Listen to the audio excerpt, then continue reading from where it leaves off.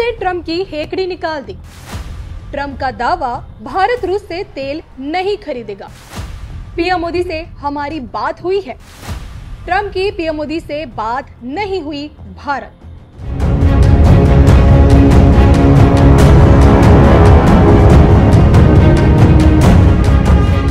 New York times और दुनिया के जानकार पहले भी कहते थे और अब तो सोचिए पूरे यकीन के साथ कहने लगे हैं कि ट्रंप दुनिया का सबसे बड़ा झूठा शख्स है। और इसको लेकर एक अमेरिकी अखबार ने तो जोड़कर यह भी बता दिया कि कितनी बार डोनाल्ड ट्रंप ने झूठ बोला। इसी कड़ी में 15 अक्टूबर को डोनाल्ड ट्रंप ने एक ऐसा झूठ फैलाया कि 3 देश आमने सामने आ गए। पहले हम आपको बताते हैं कि आखिर ट्रंप ने कहा क्या। डोनाल्ड ट्रंप ने पीएम मोदी को एक महान व्यक्ति और भारत को एक अविश्वसनीय देश बताया और इस बीच उन्होंने दावा कर दिया था कि पीएम मोदी ने उन्हें भरोसा दिलाया है कि भारत अब और रूसी तेल नहीं खरीदेगा। इसे तुरंत नहीं किया जा सकता है। ये एक छोटी सी प्रक्रिया है, लेकिन ये जल्द ही पूरी हो जाएगी और हम राष्ट्रपति पुतिन ने बस यही चाहते हैं कि वे युद्ध रोके। तो इस बयान से बवाल मच गया और सोचिए 3 देश आमने सामने आ गए। ट्रंप के बयान के बाद विदेश मंत्रालय के प्रवक्ता ने कहा, जो कहा वो सुनिए। We saw the External Affairs Minister meeting his American counterpart recently.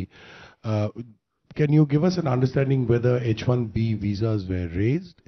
Is there an assurance from the United States? And also, is India now trying to include the H-1B visa issue in the trade talks, therefore including services as well? With regard to H-1B, let me tell you, you are aware that Ministry and our embassy in Washington, D.C., they have been in active touch with the U.S. administration. You would have seen after those changes were announced, subsequent to that, clarifications and FAQs were issued by the U.S. side on as to how it's going to play out. This is still an evolving situation and we remain engaged at various levels.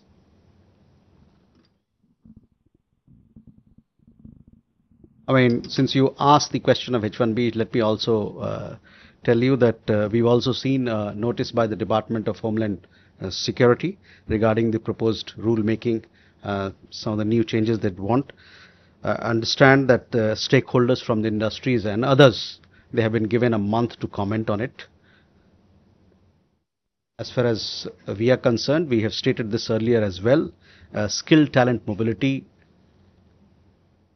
and exchanges between India and the United States, they have contributed significantly to innovation, wealth creation, economic growth, competitiveness, productivity in the two economies, and we want to remain engaged with all concerned, including the industry, and we also hope that these factors that I just talked about will receive due consideration. तो सुन लिया आपने कि आखिर क्या कह रहे हैं विदेश मामलों के प्रवक्ता। बात अंग्रेजी में थी तो हम इसे हिंदी में आपको बताते हैं कि आखिर इन्होंने क्या कहा। जी हाँ, ट्रंप की ओर से रूसी तेल खरीद के संबंध में किए गए दावे पर विदेश मंत्रालय के प्रवक्ता रणधीर जायसवाल ने बकायदा ये कहा। रविवार को पीएम मोदी और यूएस राष्ट्रपति ट्रंप के बीच कोई बात नहीं हुई। उनके बीच किसी भी तरह की बातचीत की जानकारी नहीं है। रूस से तेल खरीद पर भी एमईए प्रवक्ता ने जवाब दिया। भारत तेल और गैस का एक महत्वपूर्ण आयातक है। अस्थिर ऊर्जा परिदृश्य में भारतीय उपभोक्ताओं के हित की रक्षा करना हमारी प्राथमिकता है। हमारी आयात नीतियां पूरी तरह से इसी उद्देश्य से निर्देशित होती हैं। तो आप समझ सकते हैं कि कैसे अमेरिका को करारा जवाब मिला है और वो भी रख भी रहा है। अब देखिए, इस पूरे मामले में चीन रूस की एंट्री अब हो चुकी है और दोनों तरफ से बयान भी सामने आने लगे हैं। ट्रंप के बयान पर रूस ने भारत के साथ दोस्ती का पुराना साझेदार बताया और ये कहा कि हम भारत की जमीन की सुरक्षा करते रहेंगे। फिर भारत के लिए एक बड़े रक्षा प्रयास की रूपरेखा भी प्रस्तुत की। ये घोषणा तब हुई है जब सोचिए भारत और रूस के बीच तेल व्यापार को लेकर अटकलों का बाजार गर्म है। अब भारत में रूसी राजदूत डेनिस अलिपोव ये भी कहते हैं, 6 दशकों से भी अधिक समय से रक्षा क्षेत्र में निर्बाध सहयोग भारतीय सेना की रीढ़ रहा है रूस। ये संयोग बहुत पहले ही पारंपरिक क्रेता विक्रेता मॉडल से आगे बढ़कर संयुक्त उत्पादन और पूर्ण प्रौद्योगिकी साझाकरण व्यवस्था तक पहुंच गया था।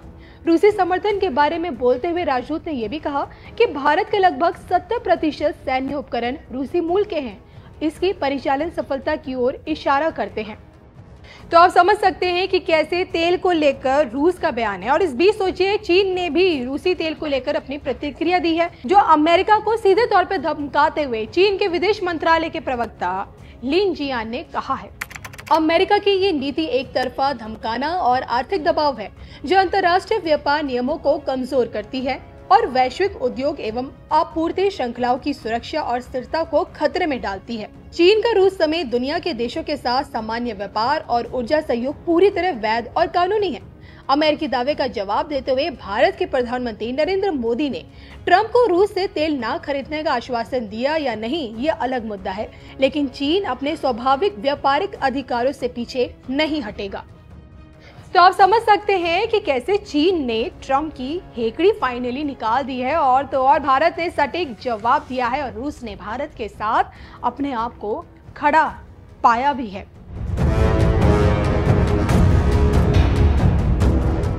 इसे समझा साफ जा सकता है कि कैसे भारत ने सटीक और शालीनता के साथ अपनी बात रखी और कहा कि हम तेल क्यों खरीद रहे हैं, लेकिन ट्रंप झूठ बोल रहे हैं। और इसके साथ ही साथ सोचिए, भारत के समर्थन में रूस और चीन ने अपनी बात रख के ट्रंप की सारी हेकड़ी फाइनली निकाल दी। अब देखना यह होगा कि आगे क्या होता है और कैसे बात आगे बढ़ती है, लेकिन फिलहाल तो ट्रंप का झूठ उन्हीं पर इस बार भारी पड़ रहा है।